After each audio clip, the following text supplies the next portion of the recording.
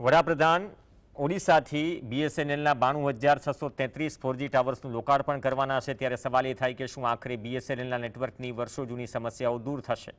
25 વર્ષ પૂરા થવા છતાં બીએસએનએલ હજુ પણ નેટવર્કના ધાંધિયા અને સર્વર ડાઉનની સમસ્યાઓથી ત્રસ્ત છે, એટલે કે બીએસએનએલના ગ્રાહકો ત્રસ્ત છે, જેના કારણે સરકારી કામકાજ અટકી પડે છે. અન્ય ખાનગી કંપનીઓ બીએસએનએલના ટાવરનો ઉપયોગ કરીને પણ શ્રેષ્ઠ સેવાઓ આપે છે અને બીએસએનએલની સેવા ખાડે ગઈ છે. આધુનિક ટેકનોલોજી અને સરકારી સહાય હોવા છતાં બીએસએનએલના નેટવર્કમાં કેમ તકલીફ આવે છે, એક સવાલ છે. બીએસએનએલના મુખ્ય મહાપ્રબંધકે સ્વીકાર્યું કે સમસ્યાઓ છે, પણ તે દૂર કરવાના પ્રયાસો ચાલુ છે. ગુજરાતમાં 711 નવા 4G ટાવરો સ્થાપીને 10,000થી વધુ ગામોને 4G કવરેજ હેઠળ આવરી લેવાનો લક્ષ્યાંક છે.